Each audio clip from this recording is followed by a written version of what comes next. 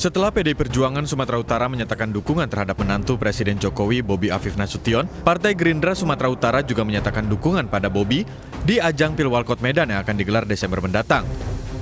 Sebelumnya, Bobi Nasution sudah mendaftar ke sejumlah partai politik untuk mendapatkan dukungan, termasuk ke Partai Gerindra. Bobi juga beberapa waktu yang lalu pernah bertemu dengan Ketua Umum Gerindra Prabowo Subianto.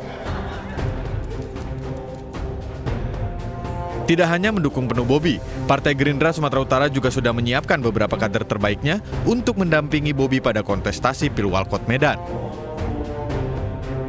Kita memberikan nama-nama kader terbaik Partai Gerindra Kota Medan untuk bisa berdampingan dengan Bang Bobi Nasution sebagai calon wakil wali kota. Ada beberapa nama yang sudah kita kirimlah ke Jakarta. Ada Bang Mulia Rahman, ada Kak Suryani Paskane Burhu, ada juga Sekretaris DPD Partai Gerindra Bang Robert L. Tobing yang juga kita kirim. Tinggal nanti pihak Bang Bobi Nasution mungkin berkomunikasi dengan partai-partai pendukung lain untuk memutuskan siapa calon wakil wali kota yang akan berpasangan.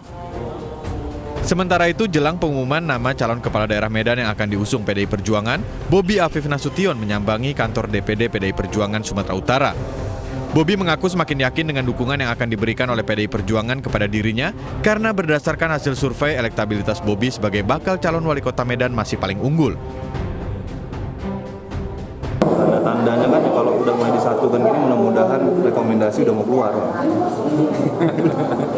Selanjutnya persiapan abang sendiri, Bang? Ya persiapan kita ya hampir sama aja, Bang, sama kayak kemarin. Sekarang kita memang masih ya ini kan pemilihan wali kota Medan, ya pasti kita harus dengerin aspirasi dari masyarakat kota Medan. Sama tetap berdoa lah, Bang. Mengenai elektabilitas abang, perkembangannya apakah semakin maju? Ada buat tim untuk mengukur itu seperti apa, Bang?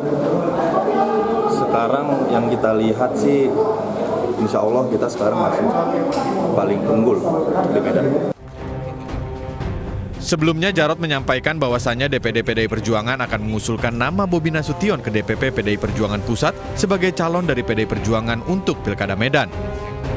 Nantinya dalam mengusung Bobi di kontestasi Pilkada Medan Desember mendatang, PDI Perjuangan akan berkoalisi dengan partai-partai pendukung pemerintah. Dari Medan, Sumatera Utara, Ahmad Ridwan. Sejumlah pengendara motor nekat memutar balik dengan melawan arah di jalur bus Transjakarta untuk menghindari razia Patuh Jaya 2020 pagi tadi. Bahkan pengendara nyaris tertabrak bus Transjakarta yang melaju dari arah berlawanan.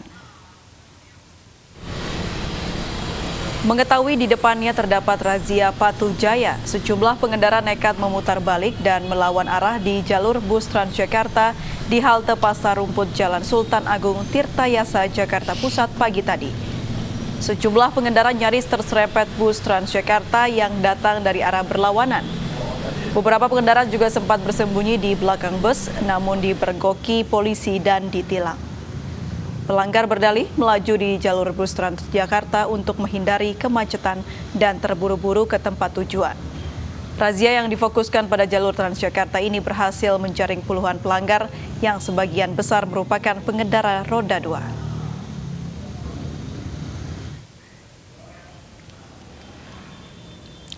Di kawasan Sawah Besar, Jakarta Pusat, puluhan pengendara roda 2 juga terjaring operasi Patuh Jaya. Sebagian pelanggar yang ditilang merupakan pengendara motor yang tidak mengenakan helm dan melawan arus lalu lintas di perlintasan rel kereta api Jalan Rajawali. Operasi Patuh Jaya kali ini digelar di tengah masa pembatasan sosial berskala besar transisi. Petugas tidak menggelar operasi di satu titik, melainkan disebar dan menggunakan metode patroli untuk mencegah kerumunan pengendara.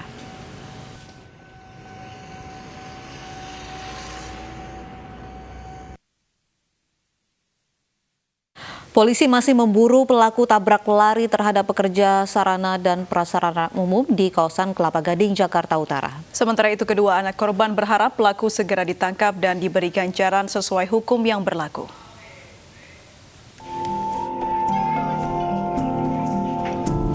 Suasana duka masih menyelimuti kediaman korban tabrak lari di kampung halamannya di Indramayu, Jawa Barat.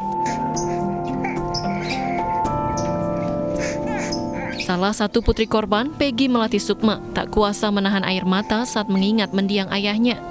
Putri korban berharap pelaku segera menyerahkan diri dan bertanggung jawab. juga nggak nyangka tiba-tiba udah nggak ada, padahal pas malamnya masih bisa bercanda-bercandaan bareng. Pengennya cepet-cepet ketemu gitu orangnya, biar cepet-cepet bertanggung jawab atas apa yang udah dilakuin, biar ayah sayanya juga tenang di sananya. Sebelumnya, Taka, seorang pekerja sarana dan prasarana umum atau PPSU, tewas saat sedang menyapu jalan di kawasan Kelapa Gading, Jakarta Utara, Kamis pagi. Korban ditabrak sepeda motor oleh orang tak dikenal yang langsung melarikan diri. Gubernur DKI Jakarta Anies Baswedan turut bertakziah ke rumah duka.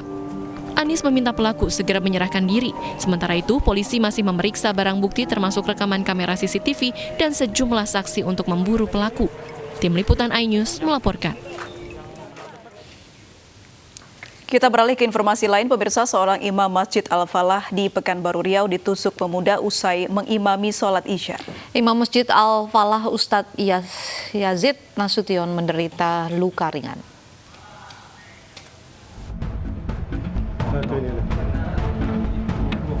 Dalam rekaman CCTV Masjid Al-Falah ini, pelaku menerjang lalu menikam imam masjid Yazid Nasution yang baru selesai mengimami sholat Isya Kamis malam. Pelaku yang datang dari belakang mimbar menusuk korban sebanyak 2 kali. Beruntung korban sempat mengelak dan menendang pelaku namun menderita luka ringan. Saya apakan pisaunya, dia lari masuk ke dalam, kita baru jamaah. Tapi berarti masuknya dari pintu samping tadi, Ustaz? Iya, khusus untuk Ustaz. Si pelaku ini memang sering berkonsultasi kepada korban. Namun mungkin menurut si pelaku ini, konsultasi yang diberikan dari pihak korban ini tidak memuaskan. Pelaku berhasil ditangkap jamaah masjid dan diserahkan ke polisi. Pelaku mengaku menikam imam masjid karena dendam karena sebelumnya sempat berkonsultasi soal pekerjaan namun nasihat korban dianggap tidak memuaskan. Dari Pekanbaru Riau, Muhammad Yusuf, iNews melaporkan.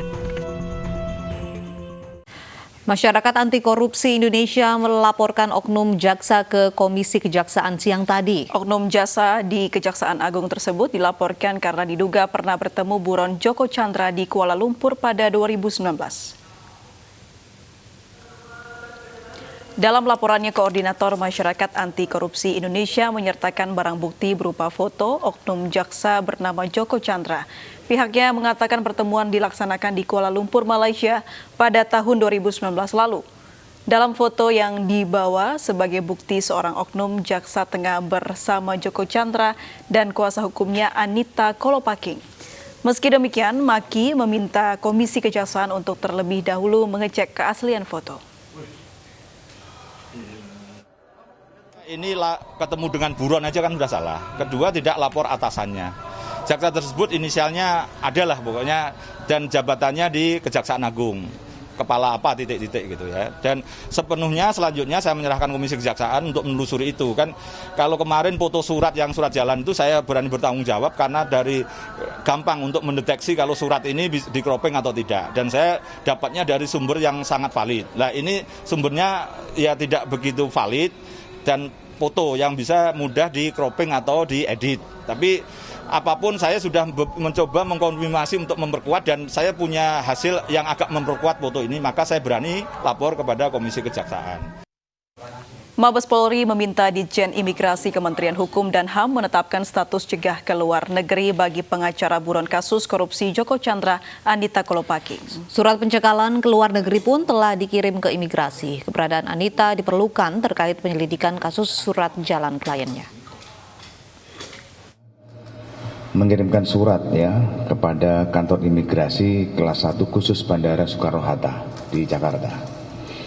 Kemudian perihalnya adalah permohonan pencegahan ke luar negeri atas nama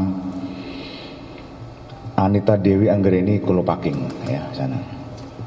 Sama jadi bahwa penyidik di Tipidum Barreskrim Polri sedang melaksanakan penyidikan dugaan tindak pidana pemalsuan surat dan seseorang pejabat dengan sengaja membiarkan orang yang dirampas kemerdekaannya melarikan diri atau melepaskannya atau memberi pertolongan pada waktu melarikan diri atau melepaskan diri dengan sengaja menyembunyikan orang yang melakukan kejahatan atau yang dituntut karena kejahatan dan atau memberikan pertolongan kepadanya untuk menghindari penyidikan atau penahanan oleh pejabat kehakiman atau kepolisian. Jadi sudah kita kirimkan bahwa pencegahan keluar negeri tersebut sementara selama 20 hari ke depan ya, mulai dari tanggal 22. Sudah kita kirimkan ya ke imigrasi itu ya itu. Masuknya buron Joko Chandra ke Indonesia tanpa diketahui membuat pemerintah merasa kecolongan. Setelah diusut, ada dugaan kuasa hukum Joko Chandra yang menyiapkan karpet merah untuk kliennya.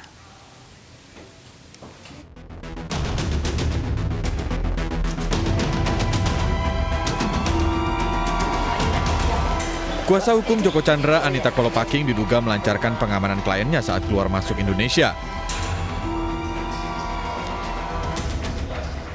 Sebuah akun di sosial media memasang fotonya sekaligus menuduh ikut mengatur Joko Chandra ke Indonesia membuat IKTP dan paspor. Ia juga dituduh meminta sejumlah uang ke Joko Chandra lewat aplikasi percakapan untuk pengamanan di kepolisian agar sang buron tak diganggu saat berada di tanah air. Anita Kolopaking pun menyambangi Bareskrim untuk memberikan klarifikasi terkait hal tersebut. Anita mengaku tidak melaporkan akun yang menuduhnya. Buntut dari kasus Joko Chandra, Kapolri mencopot 3 jenderal polisi karena diduga ikut terlibat membantu buronan kelas kakap. Brigjen Pol Prasetyo Utomo dicopot dari jabatannya sebagai Kepala Biro Koordinasi dan Pengawasan Penyidik Pegawai Negeri Sipil.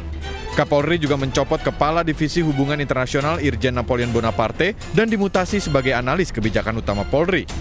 Selanjutnya, Sekretaris Interpol Indonesia NCB Brigjen Nugroho Slamet Wibowo juga dicopot dan dipindahkan dari jabatannya. Sementara itu, Kabar Eskrim Polri Komjen Pol Listio Sigit Prabowo dengan tegas menyatakan bahwa setiap anggota yang melanggar terancam dipidanakan sesuai dengan perbuatannya. Di kepolisian ada 3 jenis penanganan: disiplin, kode etik, dan pidana. Jadi terkait dengan seluruh rangkaian kasus ini, maka kita akan tindak lanjuti dengan proses pidana. Jadi itu untuk menjawab pertanyaan dari rekan-rekan yang mungkin bertanya-tanya akan sampai sejauh mana penanganan kasus ini dilaksanakan. Kabar Eskrim juga meminta kepada seluruh anggotanya untuk patuh pada kode etik. Tim Liputan iNews melaporkan.